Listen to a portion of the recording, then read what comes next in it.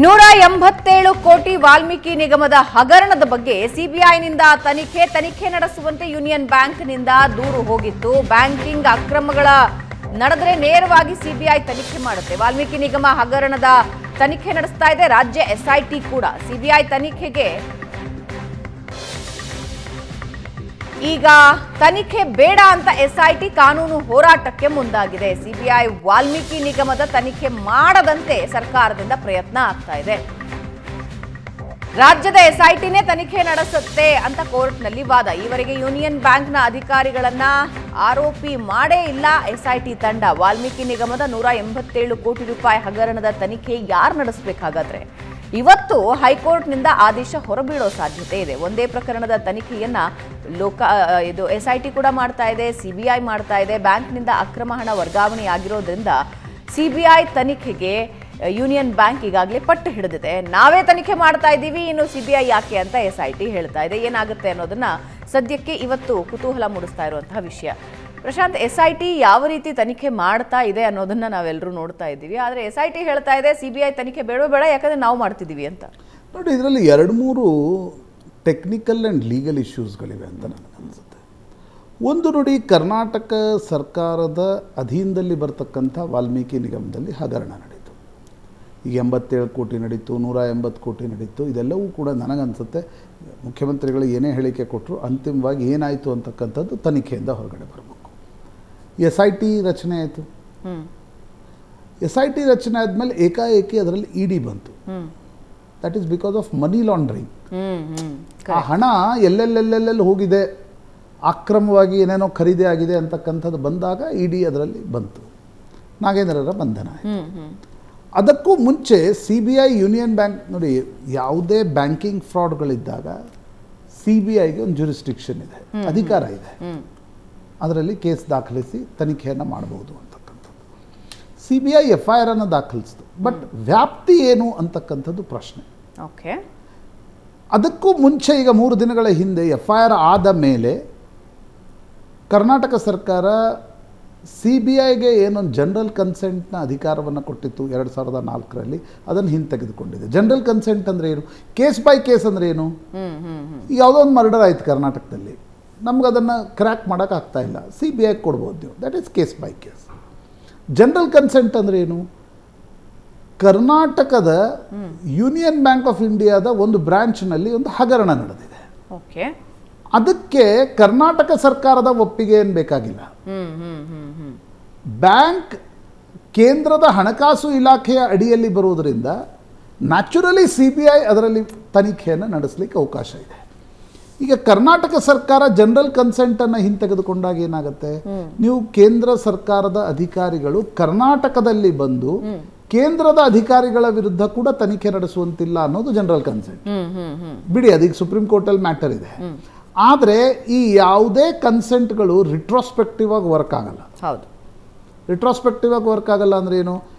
ನೀವು ಏಪ್ರಿಲ್ನಲ್ಲಿ ಪ್ರಕರಣ ದಾಖಲಿಸಿದ್ದೀರಿ, ಮೇದಲ್ಲಿ ನೀವು ಜನರಲ್ ಕನ್ಸೆಂಟನ್ನು ಹಿಂತೆಗೆದುಕೊಂಡ್ರೆ ಏಪ್ರಿಲ್ನ ಪ್ರಕರಣಕ್ಕೆ ಅದು ಅನ್ವಯ ಆಗಲ್ಲ, ಅದು ಮುಂದಿನ ಪ್ರಕರಣಗಳಿಗೆ ಮಾತ್ರ ಅನ್ವಯ. ಈಗ ಈ ಪ್ರಕರಣದಲ್ಲಿ FIR ದಾಖಲಾಗಿದೆ.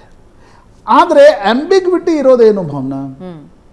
ಸಿಬಿಐಗಿರ್ತಕ್ಕಂಥ ತನಿಖೆಯ ವ್ಯಾಪ್ತಿ ಯೂನಿಯನ್ ಬ್ಯಾಂಕ್ ಅಧಿಕಾರಿಗಳ ತಂಡದ ಮಾತ್ರ. ವಾಲ್ಮೀಕಿ ನಿಗಮದಲ್ಲಿ ಏನಾಯಿತು ಅಂತಕ್ಕಂಥದ್ದು ಸಿಬಿಐ ವ್ಯಾಪ್ತಿಗೆ ಬರೋಲ್ಲ, unless and until high court or state government or central government should order it to investigate it. Okay, ಆ ಕಾರಣದಿಂದ ಈಗ ಯೂನಿಯನ್ ಬ್ಯಾಂಕ್ ಆಫ್ ಇಂಡಿಯಾ ಹೈಕೋರ್ಟ್ಗೆ ಹೋಗಿರ್ತಕ್ಕಂಥ ಪ್ರಕರಣ ಕುತೂಹಲವನ್ನು ಯಾಕೆ ಕೆರಳಿಸುತ್ತೆ? ಹೈಕೋರ್ಟ್ನಲ್ಲಿರ್ತಕ್ಕಂಥ ಪ್ರಕರಣ ಏನು? ಈ ಮ್ಯಾಟರನ್ನು ಸಿಬಿಐ ಇನ್ವೆಸ್ಟಿಗೇಟ್ ಮಾಡ್ಬೇಕಾ, SIT ಇನ್ವೆಸ್ಟಿಗೇಟ್ ಮಾಡ್ಬೇಕಾ? ಸಿಬಿಐ ಹೇಳುತ್ತೆ ನಾವು ಇನ್ವೆಸ್ಟಿಗೇಟ್ ಮಾಡ್ತೀವಿ, ಯಾಕಂದರೆ ಯೂನಿಯನ್ ಬ್ಯಾಂಕ್ ಥ್ರೂ ಈ ಫ್ರಾಡ್ ನಡೆದಿದೆ ಅಂತಕ್ಕಂಥದ್ದು.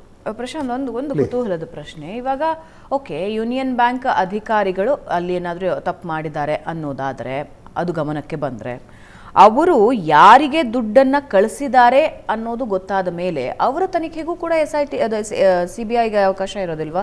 ಫಾರ್ ಎನ್ ಎಕ್ಸಾಂಪಲ್, ಹೈಪೋಥೆಟಿಕಲಿ ಹೇಳ್ತಾ ಇದ್ದೀನಿ, ನಾಗೇಂದ್ರ ಸಹಚರರು ಅಥವಾ ನಾಗೇಂದ್ರಗೇನು ಯೂನಿಯನ್ ಬ್ಯಾಂಕ್ ಅಧಿಕಾರಿಗಳು ಆ ದುಡ್ಡನ್ನು ಟ್ರಾನ್ಸ್ಫರ್ ಮಾಡಿರೋದು ಸಿಬಿಐ ತನಿಖೆಯಲ್ಲಿ ಗಮನಕ್ಕೆ ಬಂದರೆ, ಹೈಪೋಥೆಟಿಕಲಿ ಹೇಳ್ತಾ ಇದ್ದೀನಿ, ಅವ್ರನ್ನ ತನಿಖೆ ಮಾಡೋ ಜ್ಯೂರಿಸ್ಡಿಕ್ಷನ್ ಇರೋದಿಲ್ವಾ? ನೋಡಿ, ಸಿ ಬಿ ಐಗೆ ಯಾವ ಖಾತೆಯಿಂದ ಏನು ಹೋಯಿತು ಅಂತಕ್ಕಂಥದ್ದರ ತನಿಖೆ ಮಾಡೋ ಅಧಿಕಾರ ಇದೆ. ಓಕೆ, ಯಾರಿಗೆ ದುಡ್ಡು ಹೋಯಿತು, ಬ್ಯಾಂಕ್ ಅಧಿಕಾರಿಗಳು ಯಾರಿಗೆ ಟ್ರಾನ್ಸ್ಫರ್ ಮಾಡಿದರು, ಆ ಅಧಿಕಾರ ನಿಶ್ಚಿತವಾಗಿದೆ.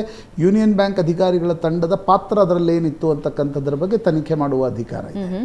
ಆದರೆ ವಾಲ್ಮೀಕಿ ನಿಗಮದಲ್ಲಿ ಏನಾಯಿತು ಅನ್ನೋ ಅಧಿಕಾರ ಸಿ ಬಿ ಐಗಿಲ್ಲ. ಬಟ್ ದುಡ್ಡು ಟ್ರಾನ್ಸ್ಫರ್ ಆಗಿರೋದು ಅದು ಯಾವಾಗ ದುಡ್ಡು ಟ್ರಾನ್ಸ್ಫರ್ ಆದಮೇಲಿನ ತನಿಖೆಯನ್ನು ನೀವು ನಡೆಸ್ಬೋದು. ಅದು ಇಡಿ ಕೂಡ ನಡೆಸ್ತಾ ಇದೆ. ಓಕೆ, ದುಡ್ಡು ಟ್ರಾನ್ಸ್ಫರ್ ಆದ ಮೇಲಿನ ಮತ್ತು ಆ ಬ್ಯಾಂಕ್ ಅಧಿಕಾರಿಗಳ ಪಾತ್ರ ಏನಿತ್ತು ಅದರಲ್ಲಿ, ಎಮ್ ಜಿ ರೋಡ್ನಿಂದ ಟ್ರಾನ್ಸ್ಫರ್ ಆಗುವಲ್ಲಿ ಈ ಅಧಿಕಾರ ಇದ್ದೇ ಇದೆ.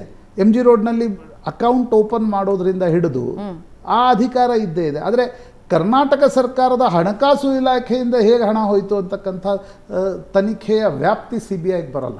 ಓಕೆ, ಆ ಕಾರಣದಿಂದ ಯೂನಿಯನ್ ಬ್ಯಾಂಕ್ ಆಫ್ ಇಂಡಿಯಾ ಸಲ್ಲಿಸಿರ್ತಕ್ಕಂಥ ಅರ್ಜಿ ಕುತೂಹಲವನ್ನು ಯಾಕೆ ಯೂನಿಯನ್ ಬ್ಯಾಂಕ್ ಆಫ್ ಇಂಡಿಯಾ ಏನು ಹೇಳ್ತಾ ಇದೆ, ಇದು ಮಲ್ಟಿ ಸ್ಟೇಟ್ ಹಗರಣ, ಇದು ಬರೀ ಕರ್ನಾಟಕದಲ್ಲಿ ಆಗಿದ್ದಲ್ಲ, ಅದು ಹೈದರಾಬಾದ್ಗೆ ಹೋಗಿದೆ, ಯಾವುದೋ ಒಂದು ಸಾರಾಯಿ ಅಂಗಡಿಗೆ ಹೋಗಿದೆ, ಯಾವುದೋ ಒಂದು ಜ್ಯುವೆಲರ್ ಶಾಪ್ಗೆ ಹೋಗಿದೆ, ಎಲ್ಲೋ ಒಂದು ಕಡೆ ಪೆಟ್ರೋಲ್ ಬಂಕಿಗೆ ಹೋಗಿದೆ.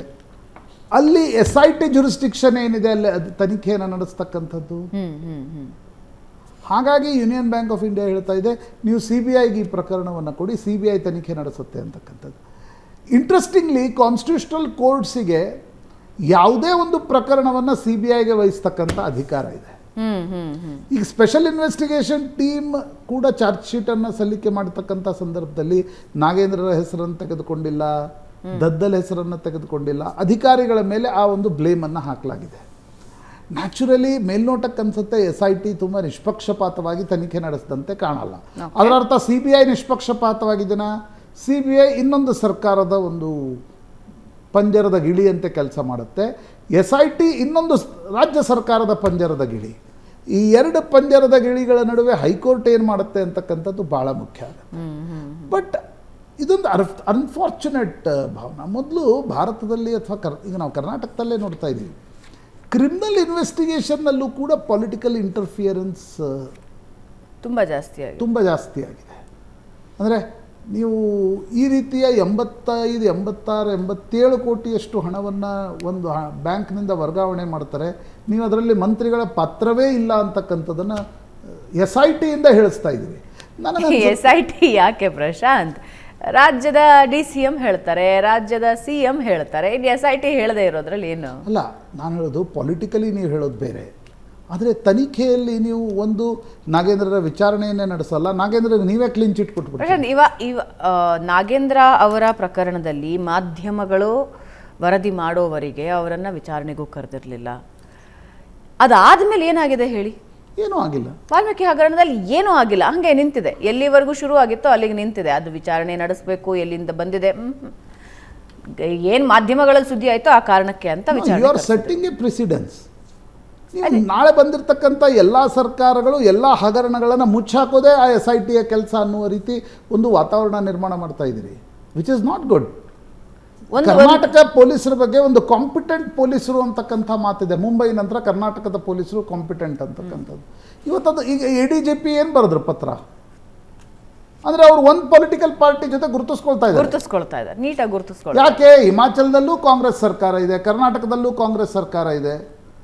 ಒಂದು ವೇಳೆ ಹಿಮಾಚಲದಲ್ಲಿ BJP ಸರ್ಕಾರ ಇದ್ದರೆ ADGP ಚಂದ್ರಶೇಖರ್ ಆ ಪತ್ರವನ್ನು ಬರೆಯುವ ಧೈರ್ಯ ತೋರ್ತಾ ಇರಲಿಲ್ಲ. ಯಾಕಂದ್ರೆ ನಾಳೆ ಹಿಮಾಚಲ ಪ್ರದೇಶ ಸರ್ಕಾರ ಬರಿತಾ ಇತ್ತು ಅಂತಕ್ಕಂಥದ್ದು. ನೀವು ಅಂದರೆ ನಾನು ಹೇಳೋದು ಅಧಿಕಾರಿಗಳು ತನಿಖೆ ಯಾವುದು, ಅದು ಸಿದ್ದರಾಮಯ್ಯನವರ ಕಾಲದಲ್ಲಿ ಅಂತಕ್ಕಂಥದ್ದು ಭಾಳ ಅದರಲ್ಲೊಂದು ಬೇಜಾರಿನ ಸಂಗತಿ. ಈಗ ಸ್ವತಃ ಸಿದ್ದರಾಮಯ್ಯನವ್ರ ಬಗ್ಗೆ FIR ಇದೆ. 3 ದಿನ ಆಯ್ತಲ್ರಿ ಲೋಕಾಯುಕ್ತ ಪೊಲೀಸರ ಬಳಿ ಹೋಗಿ 4 ಟೀಮು 5 ಟೀಮು 6 ಟೀಮು ಎಷ್ಟೇ ಟೀಮ್ ಮಾಡ್ಕೊಳ್ಳಿ, ತನಿಖೆ ನಡೆಸಬೇಕಾಗಿರೋದು ಮುಖ್ಯಮಂತ್ರಿಗಳು ಮತ್ತು ಅವರ ಕುಟುಂಬದ ವಿರುದ್ಧ. ಹೆಂಗೆ ತನಿಖೆ ನಡೆಸ್ತೀರಿ? ರಾಜ್ಯ ಇಡೀ ದೇಶದ ಜನ ನೋಡ್ತಾ ಇದ್ದಾರೆ, ಹೆಂಗೆ ತನಿಖೆ ನಡೆಸ್ತಾರೆ? ನಂಗೆ ಅನ್ಸುತ್ತೆ ರಾಜಕಾರಣಿಗಳು ಬಂಡು ಬೀಳುತ್ತಿದ್ದಾರೆ ವರ್ಷ ಅಂತ. ಒಂದು ಕಾಲ ಇತ್ತು, ಒಂದೇ ಒಂದು ಆರೋಪ ಬಂದ ತಕ್ಷಣ ರೆಸಿಗ್ನೇಷನ್ ತೆಗೆದು ಹಿಂಗೆ ನನಗೆ ಬೇಕಾಗಿಲ್ಲ ಅಂತಿರೋರು. ಈಗೆಲ್ಲ ಒಂಥರ ಎಮ್ಮೆಚರ್ಮ ಆಗ್ಬಿಡುದು ಎಲ್ಲ. ಬಟ್ ಅನ್ಫಾರ್ಚುನೇಟ್ಲಿ ನೀವು 40 ವರ್ಷಗಳ ಹಿಂದಿನ ಪುಸ್ತಕದಲ್ಲಿ ಓದ್ಬೋದು. ಅನ್ಫಾರ್ಚುನೇಟ್ಲಿ ಅಧಿಕಾರಿಗಳು ಕೂಡ ಆ ವಲಯದಲ್ಲಿ ಇನ್ನೊಂದು 5 ವರ್ಷ ಆದಮೇಲೆ ಈ ಚಿಕ್ಕ ಮಕ್ಕಳು ವಿಕಿಪೀಡಿಯಾ ಓದಿದರೆ ಅಥವಾ ಯಾವುದಾದ್ರೂ ಲಾ ಓದ್ತಾ ಇರೋ ಹುಡುಗರು ವಿಕಿಪೀಡಿಯಾ ಓದಿದರೆ FIR ಆದಮೇಲೆ ರಾಜೀನಾಮೆ ಕೊಡ್ತಾರಾ ಹಾ. ಅನ್ನೋ ಕಾಲ ಬರ್ಬೋದು. ಎಸ್ ಬಟ್ ಏನನ್ನು ನಾವು ಜನರು ಕೊಡ್ತಾ ಇದ್ದೀವಿ, ಸಮಾಜಕ್ಕೆ ಕೊಡ್ತಾ ಇದ್ದೀವಿ ಅನ್ನೋದು ಖಂಡಿತ ಯೋಚನೆ ಮಾಡಬೇಕು. ಅರೋನು ಒಂದು ಚಿಕ್ಕ ಬ್ರೇಕ್ನ ನಂತರ ದರ್ಶನ್ ಮತ್ತು ಪವಿತ್ರ ಗೌಡ ಪ್ರಕರಣದಲ್ಲಿ ಇವತ್ತು ಅವರ ಭವಿಷ್ಯ ನಿರ್ಧಾರ ಆಗುತ್ತೆ ನ್ಯಾಯಾಲಯದಲ್ಲಿ. ಅದರ ಬಗ್ಗೆ ಇನ್ಫಾರ್ಮೇಶನ್ ಕೊಡ್ತೀವಿ ಚಿಕ್ಕ ಬ್ರೇಕ್ ಆದ್ಮೇಲೆ.